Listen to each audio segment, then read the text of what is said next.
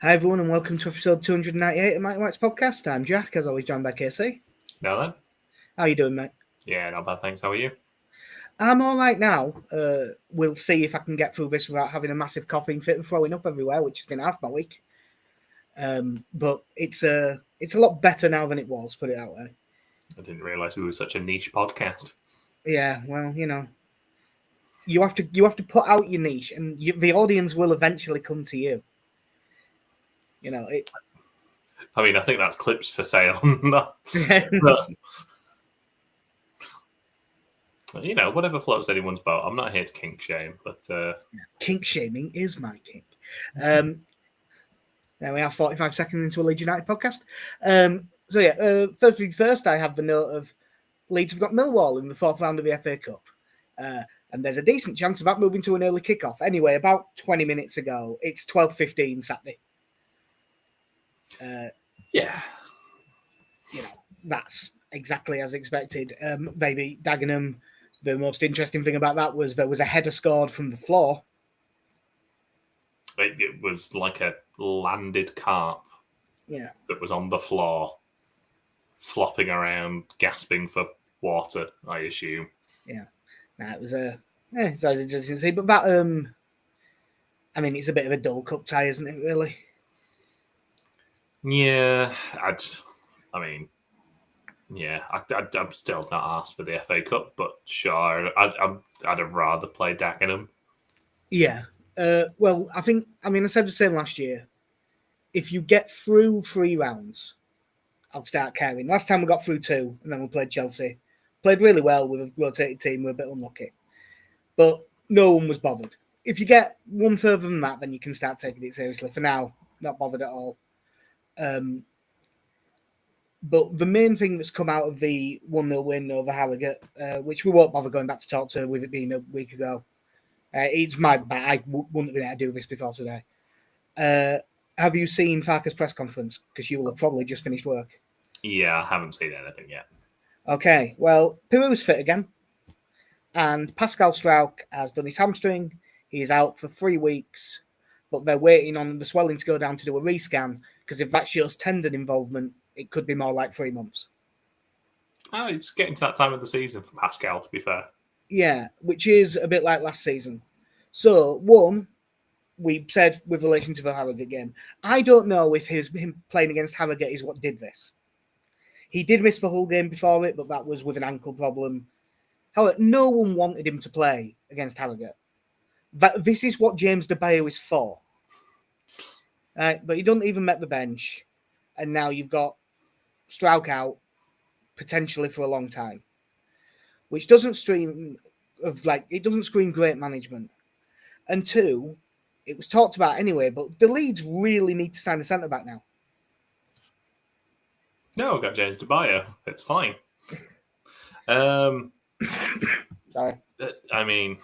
Long live Tanaka and Rothwell, because I assume that's what this means now. Well, yeah, because I was thinking, right, and obviously, like, Ampadu left centre-back for a long period again. It isn't the worst thing in the world because he can play it, but you're losing out on him in midfield.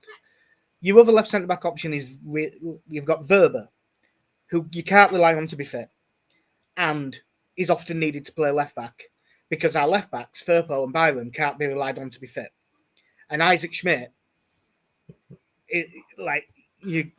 Can we take a moment to talk about Isaac? I know we're not talking about the Harrogate game, but I thought he looked quite good. Yeah, he did pretty well. He certainly looks really comfortable on the ball, which is always useful. But and also against Harrogate, Giavogi played centre back for 90 minutes, and what I learned from that was we shouldn't do that in the Championship. There's so many people could make a run in behind him. And it wouldn't be hard. I like Giavogi, and when he's coming on to sit in front of the back four for 10 minutes at the end, yep, solid. Vibes, immaculate. Actual starting at centre-back, not so sure. Yeah, bless him. He is a slow unit of a man. Emphasis on unit. Yeah. yeah, like you say, it was fine for Harrogate. Yeah.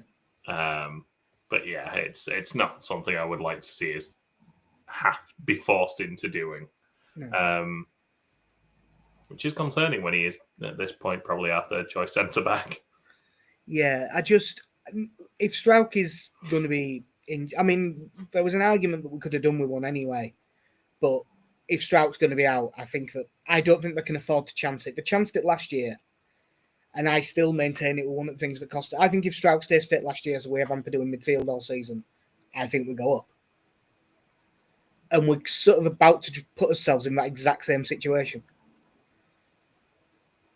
Yeah, I mean, it's an odd one because I'm going to say, with knowing how the season finished last year and how I began to feel mostly about Glenn Kamara more than Ilya Gruev, I do think Tanaka and Rothwell is better than that partnership. But it was also about this time of year that Glenn Kamara and Ilya Gruev were putting up fantastic ball retention numbers. Yeah. And some of those passes went forwards. Occasionally. Yeah. If there's one, actually, don't get me wrong, no one's going to wish injury on people, but if this is good news for one person, it's Ilya Gruev. Yeah. Because it's going to be him, Rothwell, Tanaka, as like the three for two spots. And he might actually be able to get back into that as a side. Whereas when there was Ampadu as well, it's not going to happen, is it? Oh, I bet Farka loves the idea of Gruev and Tanaka. Yeah. Look at the industry. Are they going forward? No. Yeah, I'm very worried about this Struijk injury. It's not just like that it's happened before. And it worries me long-term career-wise that it's the second season in a row he's got to about the halfway point and this has happened.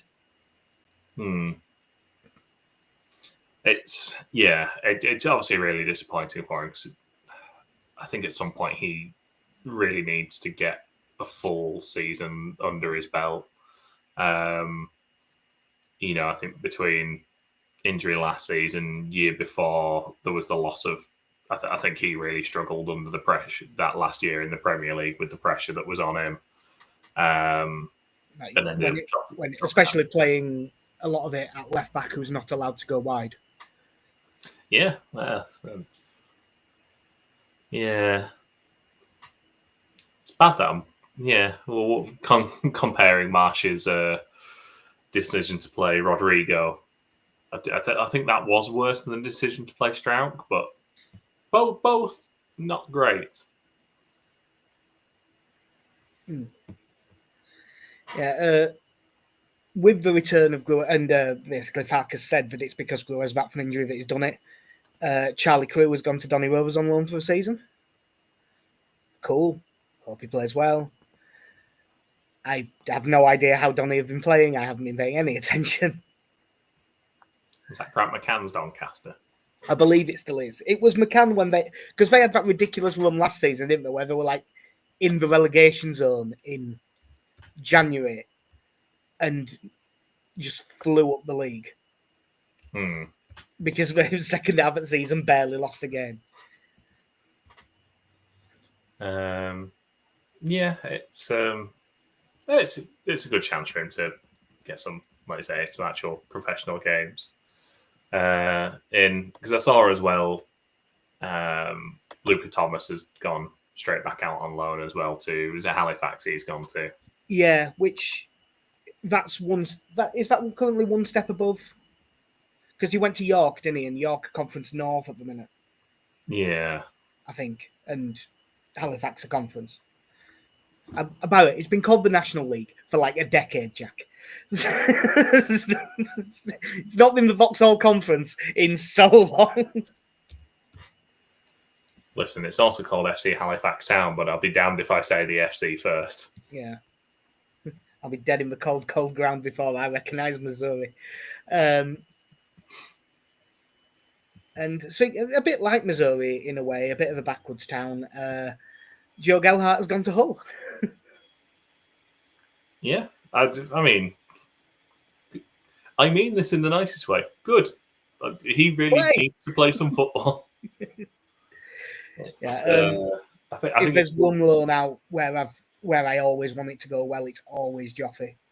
Like I thought that the one that he had to Sunderland, I thought was a really good idea because he was going to play up front and play off Ross Stewart as like the secondary striker, and that'll work perfectly. And then Ross Stewart immediately got injured for the season, and you were just so he was up front on his own as a 9. You just need. I'm just hoping he gets a bit of luck. I mean, I do think the highlight of that is still Joffrey's push after that goal. Oh yeah, that's glorious. Yeah, I think one of the sad things about obviously when you get relegated and you kind of looked at our squad and there was part of you looking at Gelhardt, Greenwood, Hjelde, Lewis Bate. There was part of you, the football manager part of you goes, I'm going to build the team around these kids, and it's going to be brilliant. And in no way did that work out. And I know in part that is because one of what was happening at the start of last season, where I think players were dropped into it maybe a bit earlier than they needed to. And also the fact that because we were expected to be competing to go straight back up, you kind of rely on the experienced pros straight away. But I think it's been really disappointing, the lack of game time Joffrey's had with us since we came down, or even the season before as well. It's so weird just hearing you say it's disappointing the amount of game time that Joffrey has had. And I remember us sat in the home end at Burnley during a 1-1 draw where Bamford equalised late on, and us sat in the stand saying, God, I don't know how Joffrey doesn't get on the pitch here. Yeah. And that's 4 years ago. Yeah, it's... I mean, it's so hard with him because obviously the appearance he makes, very, very sporadic appearances if he makes the bench at this point. But, you were looking to like... The Plymouth game last year in the FA Cup, where you're just thinking, why isn't he playing half a game here at least? Like, why is he not coming on at half time? Why are we bringing him on with 10 minutes left? And I know Farke spends a lot more time with them. We'll see far more of them than we ever will. But I know, like, we've seen that there's a player there, like somewhere in there. There is a lad who is willing to be direct when he's on the ball, can take a chance when it comes his way. That there is something there, and it just needs someone to give him that consistent run in a role that suits him. Yeah, hopefully this is the one. I mean, Leeds very sensibly didn't play him against Harrogate to stop him getting cup tied, so he's gone on loan to Hull, who got knocked out by Donny Rovers. Excellent. Obviously Leeds got through. We're not going to really talk about the games much, but even though it's like 2 weeks ago, we do have to mention Meslier. And I'm angry again already. I've got to just stop being this annoyed. 2 questions ahead of Sheffield Wednesday game on Sunday. Would you drop him? Will he be dropped? I'm going to say no to both. Yeah. Because I don't rate Carl Darlow that highly. And I don't think he's going to start Alex Cairns, who I think might be better than Carl Darlow, but I assume his contract permits him only to be the third choice. I know the stats are there. His confidence is, I assume at this point, through the floor. Yeah. That clip of when he's palmed it back in, and Joe Roden. I believe it was Lewis Dayton, wasn't it? And he like slowed it down and did individual zooms on each player. Oh, Damn it's it! so gutting. But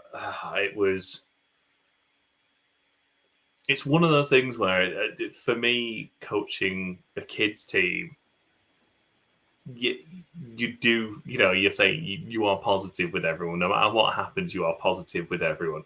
But at this point, there is part of thinks, Jesus, not again. Yeah. I watched the game with my daughter.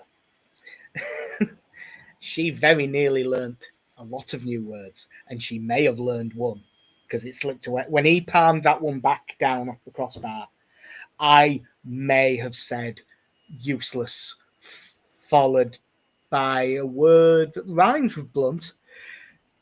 Very accidentally, it got away from me a little bit. But I think it's because I knew it was coming, because my phone buzzed. And I thought, oh, that could be. Well, my first thought was, oh, there's a chance that's a message, there's a chance that's a goal. So I'm just not going to look. And then the ball goes up and there's no danger. And I think, oh, good, there's no danger. That means it wasn't a goal, because that's enough time now. It can't be that far behind. And then he did that. And I was furious. So my version would be, yes, I would drop him, but he won't. And I don't rate Caldaro, and I never have. But right now, if I'm picking, I've got to have one of them in goal. I'll have Caldaro. Thanks. I mean, I'd have it. Like I said, I love Alex Cairns to be in goal. Yeah. Laurie Mahadi. Is one of the Greys a goalkeeper? Have they produced one? Have they produced one of them yet? Not as far as I'm aware, but maybe an offshoot of the family went out to America. That'd be how you get a goalkeeper. Yeah, because Americans are good at goalkeepers. Yeah. So we'll just get straight into Sheffield Wednesday. There won't be loads to say about them. We won 2-0 at Hillsborough early in the season. Brendan Aronson and Dan James. They played 4-2-3-1 in that, and Leeds did completely dominate the game.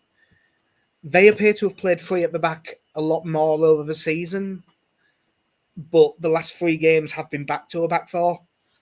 So I'm not sure which way around they're going to do, but the fact that it's Elland Road leads me to think they'll probably play a back 3 and just sit deep, and it'll really be a back 5. And just sort of play 5-4-1, stick one of Ugbo or Michael Smith up top. Probably Michael Smith, because he's more the type of striker that we mess up against. Like Ugbo hasn't got that many this season, looks of it. Michael Smith's got a few. The main man from this season has been Josh Windass. He's got 10, which is pretty decent going. Every time I've seen Sheffield Wednesday, which isn't loads, admittedly, they haven't looked particularly good, and yet they're 10th in the league and only 4 points off the playoffs. Yeah, I've got to agree. I can't say I've seen a lot of them that I've been particularly concerned by, but it is a bit of a weird league this year as well. But they are properly a team of. There is no one in that team who would get into our starting lineup. No, I mean the I was going to say he might make a goalkeeper, I suppose. I was going to say I'd probably have James Beadle at the minute. Well, if he's about. Nice. There's been a lot of talking up Shea Charles this season, and he's apparently been about their best player in middle of midfield. And he apparently is going to play this game. Did you see all the stuff with the fans forum the other night? No. Well, obviously, Dave Van Chancery owns them, so you can imagine that it wasn't going to go well. But apparently it was like 5 hours long, just him falling out with everyone, lying his ass off, no one liking him. He's just a twat. But he admitted that he hasn't spoken to Danny Rowell since December, which is great halfway through the transfer window. which isn't good. He really, like, Danny Rose said something about the fans in an interview. He said something like the fans should challenge Chancery on this stuff about the transfer window at the fans forum. So they did. And he said it was very brave of Danny Rose to say that. So everyone's thinking he might sack him here just because of what he's like. But his main thing was, well, Shea Charles is staying. He is not being recalled. And then he left the room and came back in on his after answering his phone, and Shea Charles had been recalled. That's Southampton. But apparently, with the way it works, I didn't know this was a thing, but I've read it today. They like keep his registration for like 7 more days, so he can play against Leeds and their midweek game before the recall actually happens. And it sounds like Southampton aren't going to stop that, which they could, but they're not gonna. And there's a lot saying that they don't care whether he stays at Sheffield Wednesday or not. It's just that he's been really good. So if they break the loan now, they'll be able to get a loan deal for more money for the second half of the season. And they don't mind if that's to Sheffield Wednesday again. They just want some more money. Like, Chansiri doesn't strike me as the type. What, to give up more money? Yeah. It depends what sort of advertising he can get on those boards and who's on them. I was going to say, as a man, and that's all we'll say, because that's okay. If he gets good advertisers, he'll be fine. When I look through their team, like I'm not seeing anything that worries me. Like Max Lowe's a decent left back. He'll play as a wing back, but he's not. I can't see them pushing up that much. So it'll just be long balls up to Smith and Windass trying to get near him. Yeah. Unfortunately, we have lost one of his 2 best headers of the ball for this game.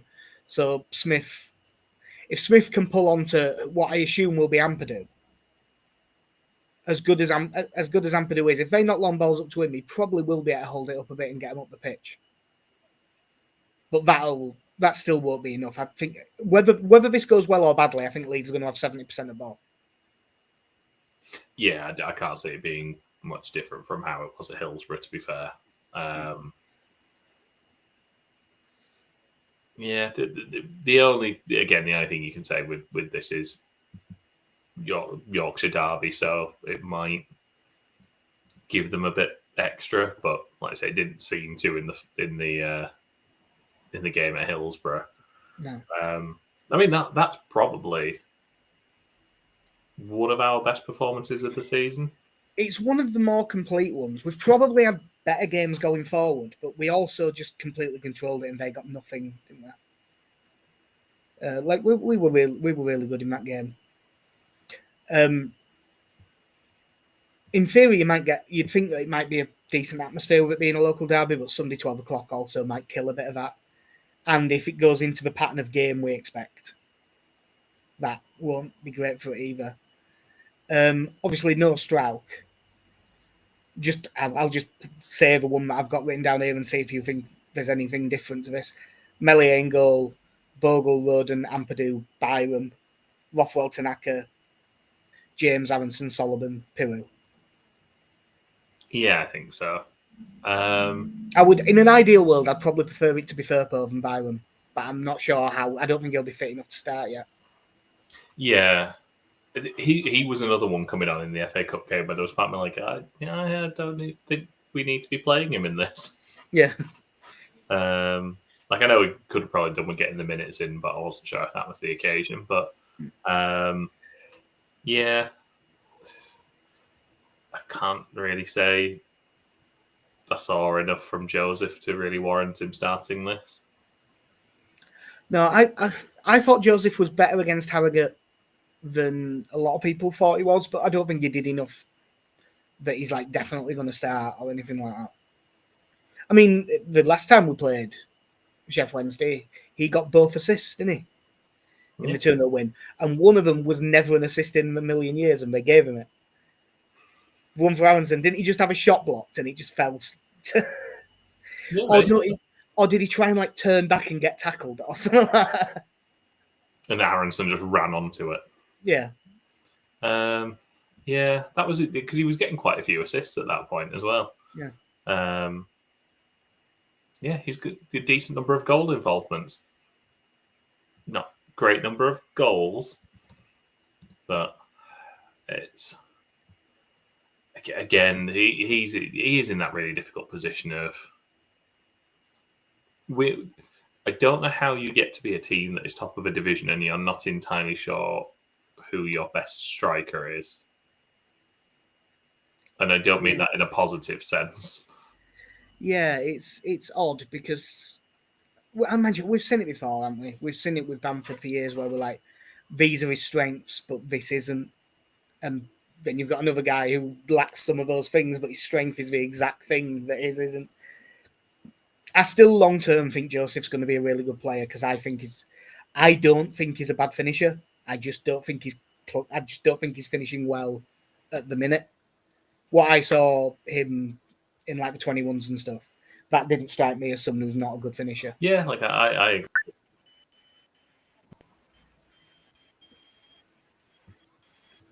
Well, I'm just going to talk in case there's silence in the audio here.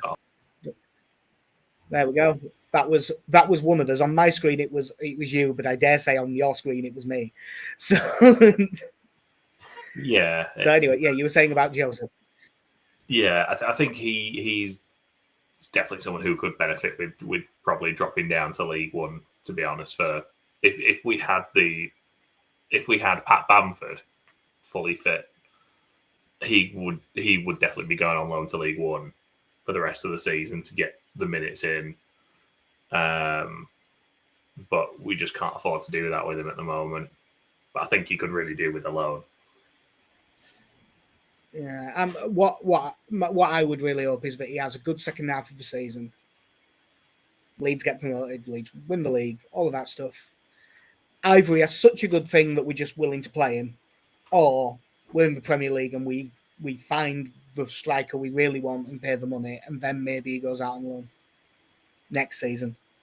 But there's no point worrying about that now because it's Leeds and there's loads of time for us to screw this up. We do it all the time. In fact, we're pretty good at it. So we'll have to see what happens with that. I reckon that there's a pretty decent chance that everyone will go for a win here. I haven't heard back from Connie, but he always goes for a win. Alex has got a 3-0 win. Benny has got 2-1. I am going to go for 3-1 to Leeds. I'm going to go for another 2-0 win. Cool. Well, it'd be nice. We all had wins against Harrogate, but the wrong score. The only one who got any points against Hull was me because I went for a draw in that, which was just out of pessimism. And hey ho, sometimes you're right. Have we got anything else we need to talk about, mate? Because I'll be honest, as much as it doesn't seem it, just talking for like 20 odd minutes is making my throat hurt like a bastard. No, the only vaguely Leeds adjacent thing was the continuation of the Paul Shepherd drugs ring. That was I haven't seen more arrests made. No, I have not seen this. But yeah, it's one. The term star. Yeah. Bless him. Yeah, Paul Shepherd, who was done badly with his mugshot, and turns out playing semi-professionally did not pay the gimmicks that they send in the mail called bills, and he was trafficking from Ireland. Oh dear. So yeah, that's if you ever have a moment and just think, I wonder what happened to like the 1995-1996 era reserves. There's Mark Jackson and Paul Shepherd were in the same team. I mean, there's one other as well who wasn't in the same team. He's a few years later. Well, yeah, it is. Well, the way you said that, I mean a similar crime. I don't mean being a school teacher. I was going to say, normally it's meant to be the coaches that get into trouble for Yeah. various things. It's no, it's the players. Yeah, You know, just okay. checking that they definitely got convicted so I can say this. Yeah, definitely. Rob Bailey as well. Oh, Roberto. Yeah, it was when you said drugs and Ireland, I remember. But yeah, he was jailed for smuggling cannabis in 2018.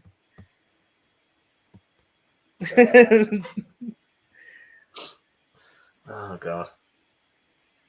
Yeah, I don't even want to know what's happened to Bailey Camfield. I haven't heard that name since, I don't know. I might have maybe 4 years ago. I booted up FM 2005 for a laugh, and I'll have seen his name.